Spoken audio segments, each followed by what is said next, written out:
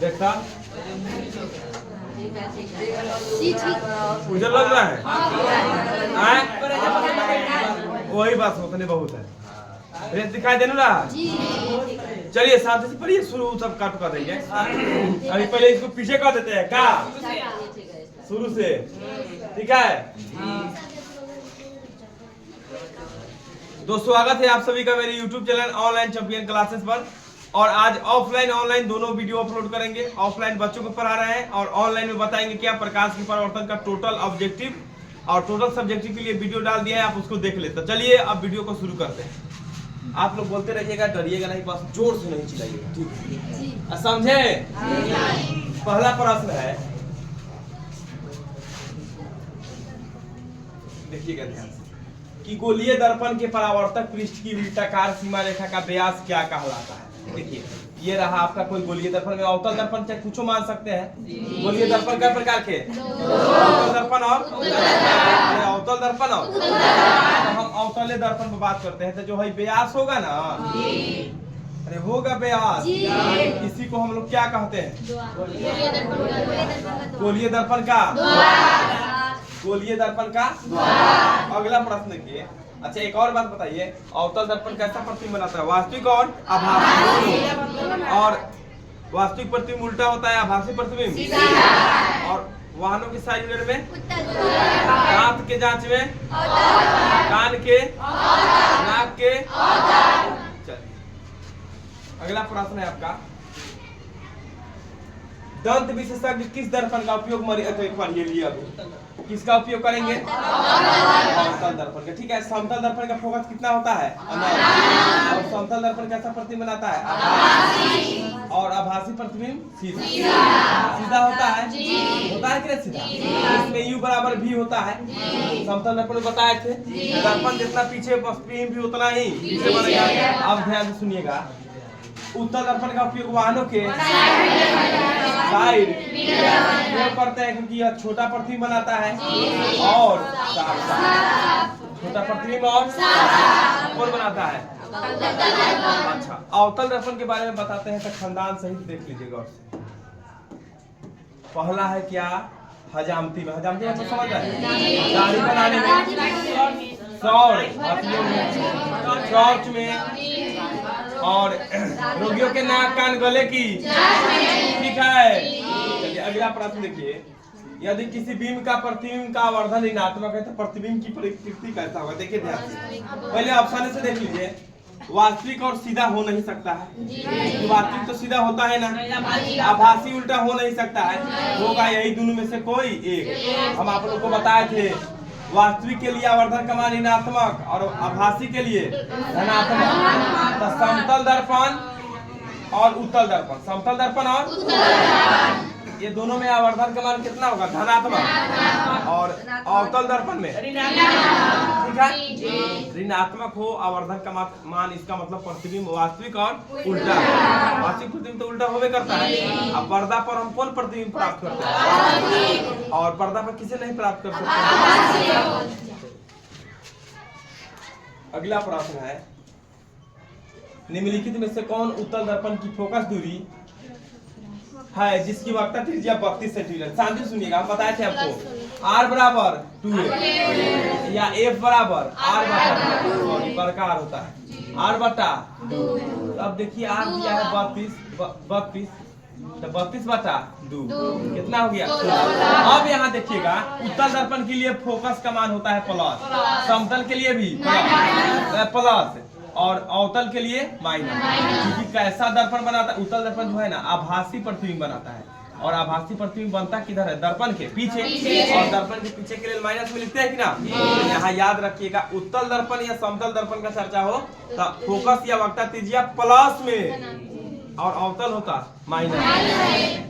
Next प्रश्न, परावर्तन के नियम निर्धारण करता है, एकदम इजी है। परावर्तन के नियम क्या देख लीजिए। प्रकाश परावर्तन क्या है, प्रकाश किसी अपारदर्शी वस्तु से टकरा के लौटता है, क्या करेंगे, प्रकाश का। देखिए ये अभिलंब क्या होगा, देखिए आपतित किरण परावर्तित किरण अभिलंब एक ही लगा है, आई और आपतन कोण बराबर। और आपतित किरण परावर्तित किरण अभिलंब एक ही तल में काय गो नियम आपतन कोण बराबर विचलन को नहीं आपतन कोण बराबर आपतन कोण बराबर समझ गए। अब बताइए फिर से प्रकाश का परिवर्तन जो होता है इसमें वस्तु टकरा के लौटता है कि दो माध्यम से गुजरता है टकरा कर लौटता है दो माध्यम से गुजरे था अपवर्तन तो अब अपवर्तन का लाएगा दिशा बदल जाए समझ गए।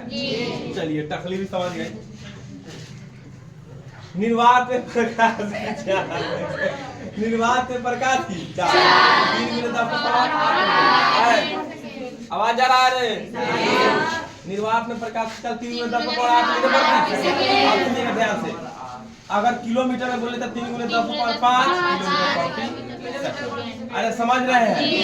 अब बात आता है निर्वात किसे कहते हैं निर्वात किसे कहते हैं चाचा नन्नू अंकल लगता है क्या बोलिएगा निर्वात अंकल निर्वात क्या है ध्यान सुनिएगा जहाँ किसी भी प्रकार का कोई अवरोध अवरोध मतलब रुकावट मतलब बाधा।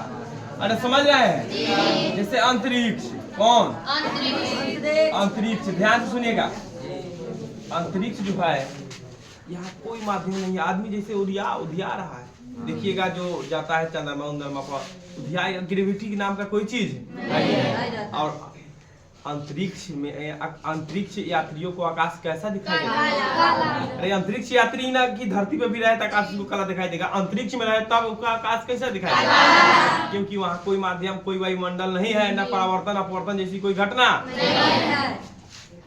चलिए अब आता है प्रकाश किस प्रकार का तरंग है विद्युत चुंबकीय तरंग। और एक और चीज जान लीजिए विद्युत चुंबकीय तरंग की गति के लिए माध्यम नहीं चाहिए माध्यम की आवश्यकता होती है नहीं होती है। अरे माध्यम की आवश्यकता नहीं है लेकिन प्रकाश कहीं भी गति कर सकता है ठीक है समझ रहे हैं। एगो पढ़िएगा आगे श्वेत प्रकाश का एगो प्रकाश से मिलकर बना है 7 और इसको हम प्रिज्म में से गुजार देते हैं तो 7 रंग में बढ़ जाता है। इसे ही क्या कहते हैं प्रकाश का वर्णन फिगर के साथ सबका कलरिंग करके बताएंगे ठीक है। प्रकाश के परावर्तन के कितने नियम अपवर्तन के भी 2 आपतित किरण परावर्तित किरण अभिलंब एक ही तल में आपतन कोण बराबर परावर्तन। अब प्रकाश किसी वस्तु से टकरा के लौट जाए प्रकाश का ठीक है। अगला देखिए गोलीय दर्पण में R बराबर 2F A बराबर देखिए R बराबर 2F A बराबर मतलब कितना होगा जो नहीं मिल रहा है। चलिए अगला देखिए सर्च लाइट में किसका उपयोग करते हैं दाढ़ी बनाने में दर्पण सूत्र। हाँ ध्यान प्लस में रहा है सुनिएगा ध्यान से ये हम आपको सिद्ध भी किए हैं बराबर 1/8 ये आपका कौन सूत्र हो गया अगर रहे लेंस सूत्र सुनिएगा कलरवा बढ़िया चुने देना लेंस रहे तो कुछ नहीं यहाँ माइनस लगा दिए तो ये कौन सूत्र हो गया लेंस सूत्र। लेंस प्रकाश के अपवर्तन पर आधारित है और दर्पण प्रकाश के परावर्तन। कांच का वह टुकड़ा जिसका कोई एक सतह रंग दिया दर्पण दोनों ओर से रंग दीजिएगा लौके का मुंह कांच का वह टुकड़ा कांच मतलब शीशा कोई एक सतह रंग है रंग से कथी से सिल्वर ब्रोमाइड से यही से रंगते हैं। कौन कह रहा है सोडियम क्लोराइड से कौन बोला है सोडियम क्लोराइड से रंगते हैं किसको पता है किस दर्पण में केवल आभासी प्रतिबिंब अवतल असमतल दोनों में देखिए अवतल दर्पण जो है ना आभासी और वास्तविक दोनों पर आता है समतल केवल आभासी उत्तल केवल आभासी दोनों में आंसर होगा। अरे समझ रहे हैं समतल दर्पण में प्रतिबिंब की प्रकृति कैसा होता है इसका ना फोकस दूरी कितना होता है अरे समतल दर्पण में U बराबर V वस्तु की दूरी बराबर प्रतिबिंब की दूरी और वस्तु की साइज बराबर प्रतिबिंब की साइज ये भी बराबर होता है किसमें समतल दर्पण में। यह वस्तु के बराबर प्रतिबिंब बनाता है छोटा प्रतिबिंब प्राप्त करना है। मान लीजिए वस्तु का हमको कैसा प्रतिबिंब प्राप्त करना है छोटा इसके लिए किसका उपयोग करते हैं उत्तल जी के अच्छे बड़ा औसत क्योंकि फोकस पर रखेंगे तो प्रतिबिंब अनंत को बनता है तो बड़ा प्रतिबिंब बना कि नहीं अब बराबर तो समतल दर्पण ठीक है। गोलीय दर्पण की फोकस दूरी क्या होता है? आधी होती है मतलब त्रिज्या के दर्पण है। अरे भाई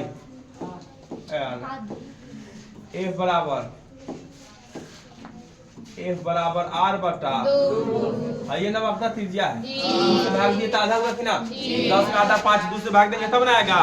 50 का आधा 25 2 से भाग दिए तब ना आएगा। वीडियो देखो साफ आ रहा है ना।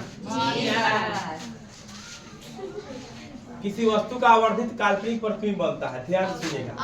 आवर्धित काल्पनिक, ये कंडीशन याद रखिएगा। अवतल दर्पण जब अवतल दर्पण में वस्तु फोकस और ध्रुव के बीच रहता है, फोकस और प्रतिबिंब उसके पीछे बनता है आवर्धित काल्पनिक। आवर्धित याद रखिए, यही एगो कंडीशन है कि अवतल दर्पण कैसा प्रतिबिंब बनाता है? काल्पनिक। बाकी सब कंडीशन में कैसा?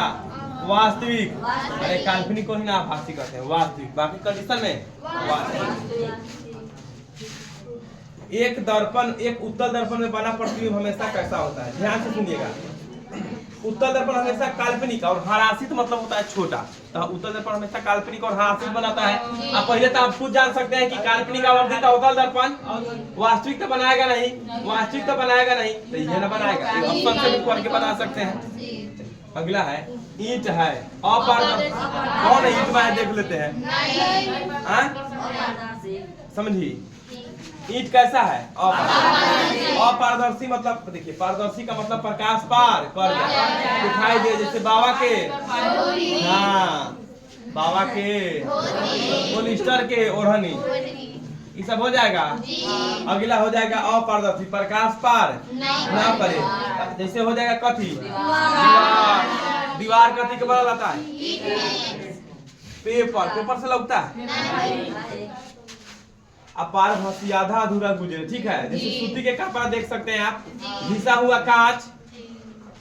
हमारी आंखें जो देख सकती है वे वस्तुएं हैं दीप्त या प्रदीप्त? दीप्त या प्रदीप्त, ठीक है। अरे प्रदीप्त वस्तु जो प्रकाश उत्पन्न करे।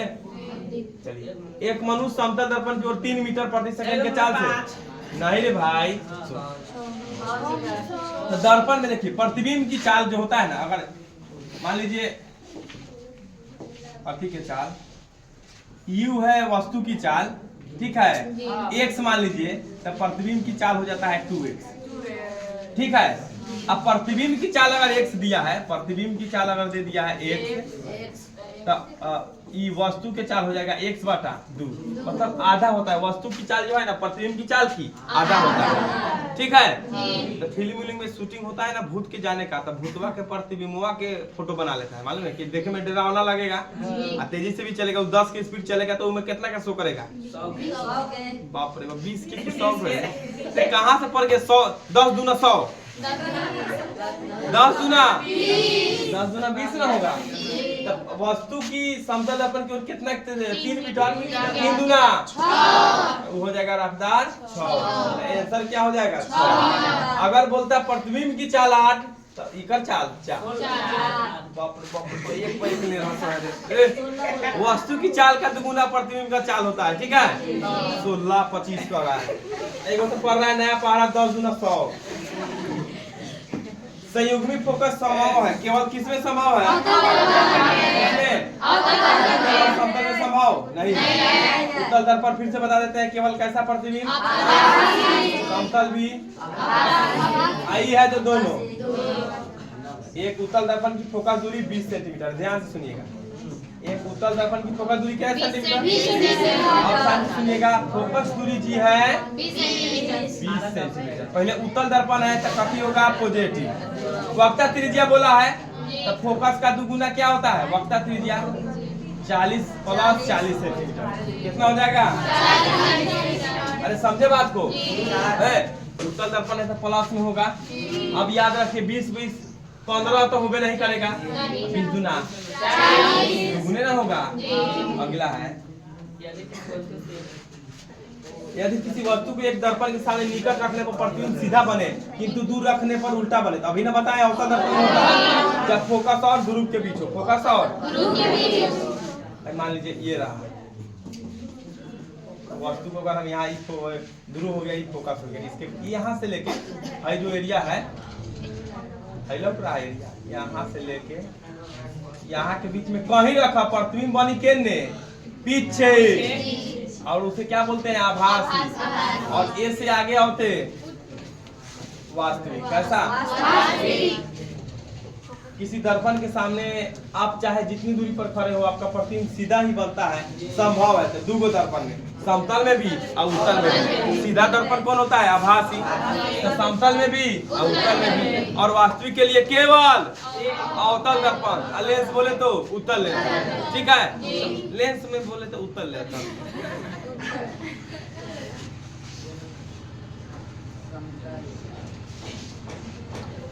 चलिए बताइए फिर से एक बार रिपीट करते हैं। प्रकाश के परावर्तन के क्या नियम? वास्तविक प्रतिबिंब और वास्तविक प्रतिबिंब आभासी होता है। वास्तविक प्रतिबिंब उल्टा कि सीधा? आज आधा आवाज आ रहा है। लड़का तो बोल रहा है सीधा, लड़की तो उल्टा। अरे बोल रहा उल्टा कि सीधा? आभासी प्रतिबिंब। अवतल दर्पण कैसा प्रतिबिंब बनाता है? वास्तविक और आभासी। और समतल दर्पण केवल किस दर्पण में वस्तु की दूरी और दर्पण प्रतिबिंब की दूरी हमेशा बराबर होता है? समतल दर्पण में। किसमें? Very good. आपतन कोण बराबर? ये अपवर्तन के नियम है। चलिए, यदि किसी वस्तु को एक दर्पण के सम्मुख किसी भी दूरी पर रखने पर वस्तु का प्रतिबिंब सदैव सीधा है और छोटा बनता है। देख बउओ, हम उस वक्त बताए हैं छोटा का चर्चा होता है कौन दर्पण? उत्तल। बारह का अवतल, बराबर साइज के समतल, छोटा 12 बराबर साइज।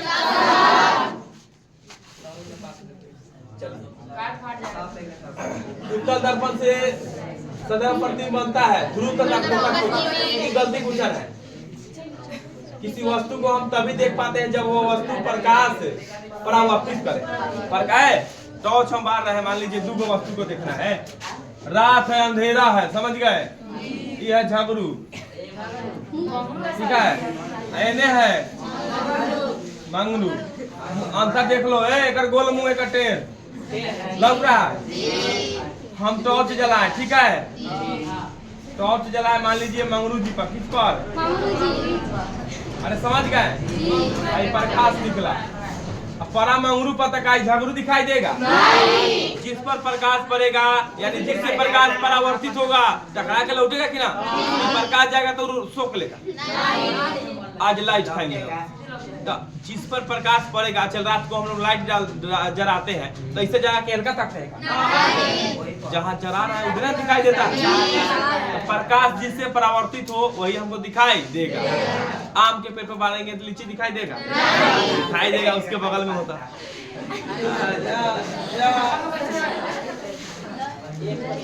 किस दर्पण में वास्तविक प्रतिबिंब नहीं बनता है? समतल।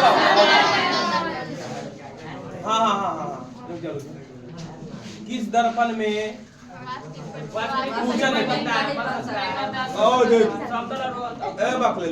वास्तविक प्रतिबिंब नहीं बनता है? अवतल में तो बनता है। इसका मतलब ये भी कथन गलत है। अवतल दर्पण में वास्तविक बनता है, ये भी गलत है। समतल दर्पण में ना वास्तविक प्रतिबिंब नहीं बनता। तो सही आंसर कौन होगी?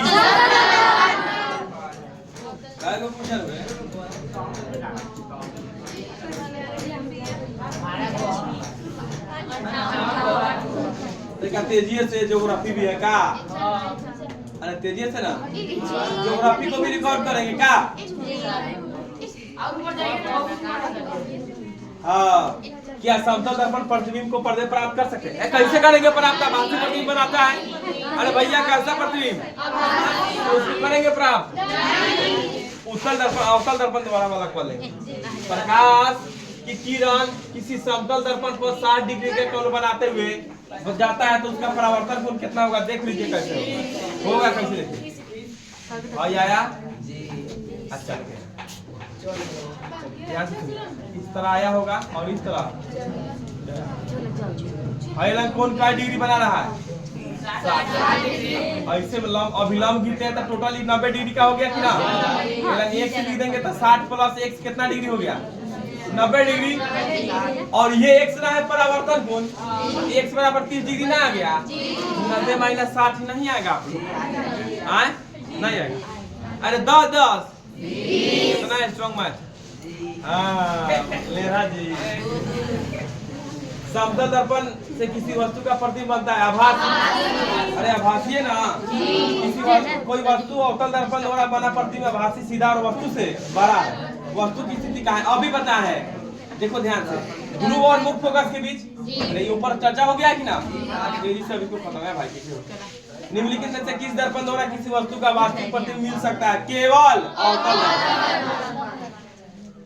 उत्तल दर्पण द्वारा बना प्रतिबिंब सीधा, हमेशा सीधा, हमेशा सीधा। भुलाएगा, उल्टा तो होगा नहीं। उल्टा सीधा और उल्टा फिर पोल्हा लगा है, नहीं रहना है सीधे। पोल्हा के पूछता है कुछ भी, आप लोग को पोल्हा की गलती कर देगा और क्या हो जाएगा आप लोग का। हाँ, अवतल दर्पण में आवर्धित काल्पनिक प्रतिबिंब बनाने के लिए वस्तु को कहाँ रखेंगे? वही बात, फोकस के अंदर। फोकस के अब ऐसा थोड़ी नहीं कि प्रतिबिंब बनाएगा ऐनक को बगल दे दिया ताकि मुंह लौकता है, कैसे लगेगा यार? तरीका डिस्टेंस पर रहिएगा कि ना। फोकस से आ गया ऐनक के बीच में केनाहू रही ऐनक, ये कथी है, ये कथी है, और आगे है वक्त केंद्र से हटाओ ना, एक बीच में रहेगा तो कैसा प्रतिबिंब बनेगा? आभासी और काल्पनिक आवर्धित। समझ गए?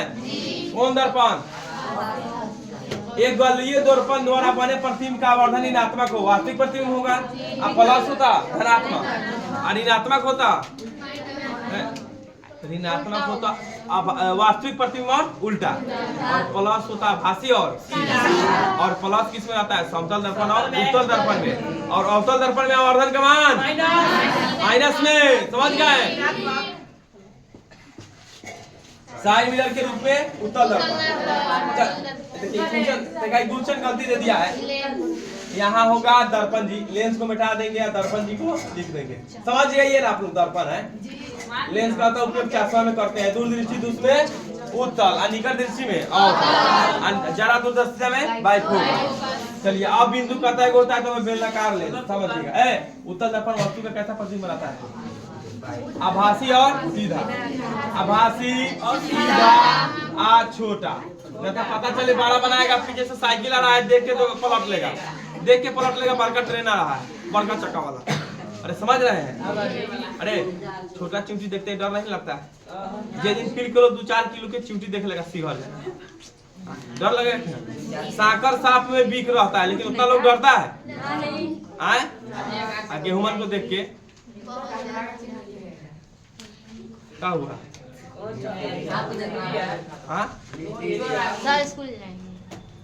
जिसको स्कूल जाना चाहिए निकलिए निकलिए निकलिए निकलिए, लेकिन है तार नहीं छूना चाहिए है तार। हाँ तार नहीं, स्टैंड नहीं था, आराम से। चलिए देखिए, छोड़िए सब इधर पर ना।